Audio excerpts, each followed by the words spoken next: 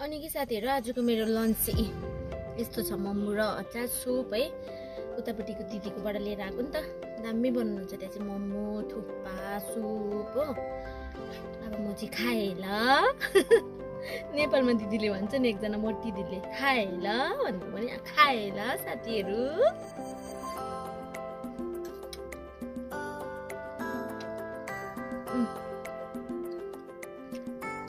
दामी अचार पनि बदाम र टमाटर बुझ्नु भएछ मिठो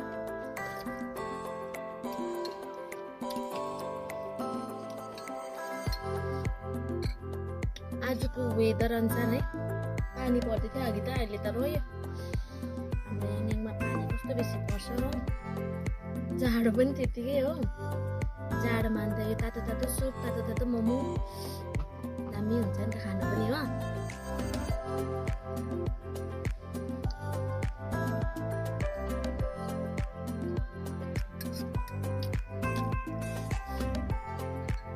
घरमा बनाउनु भ्याउँदिन नि त मोमोहरू चाहिँ किनभने एक्लै छु है अनि यसरी किने ल्यायो खायो है खानु मन पर्दा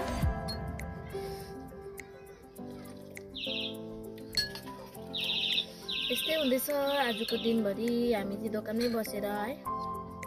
के खाँदै बस्दै खाए ल भनेको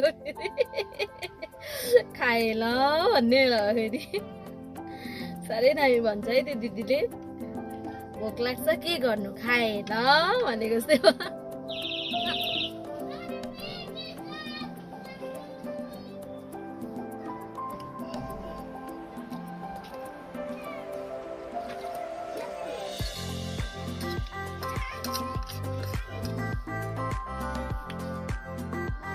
दामी अचार नि बदाम र टमाटरको अचार पनि दामी हुँदो रहेछ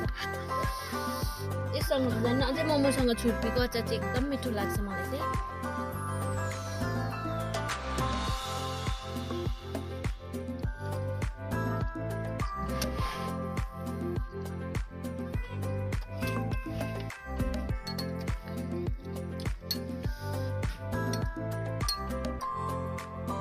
आज दिनभरि यस्तै छ है टाइम पास आइरहनु छैन हो खायो बस्यो अनि तपाईहरु को कताबाट के मेरो भिडियोहरु हेर्नुहुन्छ होला है अलिकति लाइकहरु गरिदिनुस् होला आज म यतिकै